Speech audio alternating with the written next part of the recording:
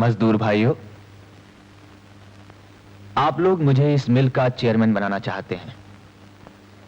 मेरे लिए इससे बढ़कर खुशी की और बात हो भी क्या सकती है। इस मिल की हड़ताल को खत्म करने के लिए जो कुछ भी करना जरूरी है वो किया जाना चाहिए। सेठ हीरालाल ने मेरी तारीफ में जो कुछ भी फरमाया वो कहां तक सच है ये तो मैं नहीं जानता, लेकिन सेठ दीनानाथ सक्सेना के बारे में इन्होंने जो कुछ भी कहा है वो हर्फ बहर्फ सच है। सेठ दीनानाथ सक्सेना वाकई सपनों की दुनिया में रहने वाला एक जिद्दी इंसान है। आज अगर ये मिल गिरवी पड़ी है तो इनकी जिद के कारण।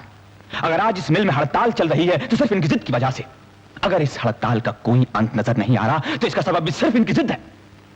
और शायद इसीलिए आप इस जिद्दी इंसान को हटाकर मुझे इस मिल का चेयरमैन बनाना चाहते हैं।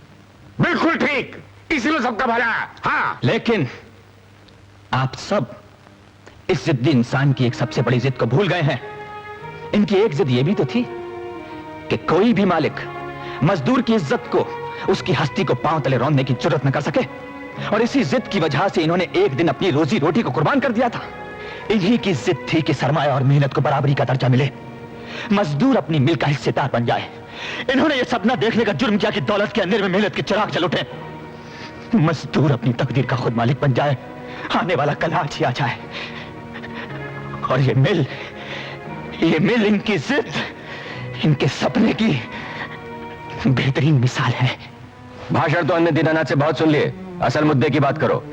असल मुद्दे पर ही आ रहा हूं। और असल मुद्दे की बात यह है हीरालाल सेठ कि मैं अपने जीते जी अपने बाप का सर तुम्हारे आगे नहीं झुकने दूंगा। मैं इनका सपना तुम्हारे हाथों नहीं बिकने दूंगा। यह सच है कि होनी ने हम दोनों के मुंह पर एक अनकही खामोशी की मोहर लगा दी है, लेकिन मेरे कसूर की सजा मेरे बाप को दी जाए ये नहीं हो सकता। हमारे घर की इज्जत को सरे बाजार उछाला जाए ये भी नहीं हो सकता। मैं पूछता हूं है कोई ऐसी दूसरी मिल जहां पर मजदूर मालिक के साथ बैठकर बराबरी की हैसियत से बहस कर सके? अशोक, आप खामोश रहिए। एक परिवार का आपसी मामला है और आप बाहर वाले हैं। आप बस इतना सुन लीजिए, कोई परिवार अपने बाप को घर से नहीं निकालता। इनकी यही तो जिद है ना कि अशोक माथुर को वापस न लिया जाए। मैं भी यही कहता हूं कि अशोक माथुर को हरगिज वापस न लिया जाए, क्योंकि अशोक माथुर ने कभी कोई सपना देखा ही नहीं। ये कुर्सी, इस पर बैठने का हक सिर्फ उसको है जिसमें सपने देखने और उन सपनों को सच कर दिखाने का हौसला हो। दोस्तों, मुझ में यह हौसला नहीं है। यह कुर्सी जो इस वक्त खाली पड़ी है, इस पर कल भी इनका हक था, आज भी इनका है और कल भी इन्हीं का रहेगा। इस परिवार की भलाई के लिए, इस मिल की बेहतरी के लिए मैं अपने ये सारे शेयर्स आपके दीनू काका और अपने बाबूजी के चरणों में रखता हूं और इनसे प्रार्थना करता हूं कि बाबूजी अपने इन सब बेटों को माफ कर दीजिए और इस परिवार को संभाल लीजिए। इनसे कहिए मां।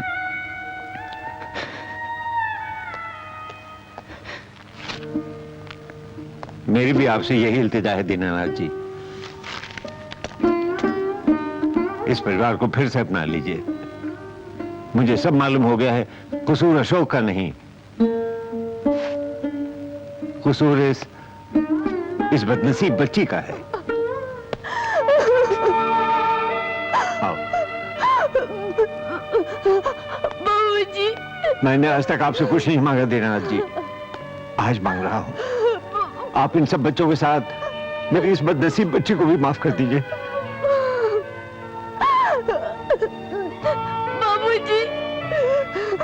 बाबूजी मुझे माफ कर दो।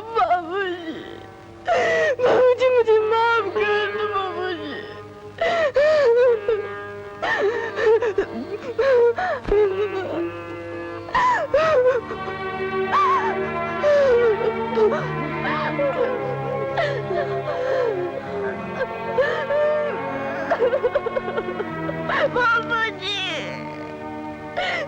बिस्मिल्लाह। कितनी भाग्यशाली हैं बत्रा साहब हमारे। पहली बार भी हमारी जिंदगी के अंधेरे में चिराग बनकर आया और आज भी इन्होंने हमारे टूटते हुए परिवार को एक नया जीवन दे दिया। माँ जी। चलो यहाँ से निकल चले। चलो। अरे ये तो सब इन्हीं का किया जा रहा है। मारो!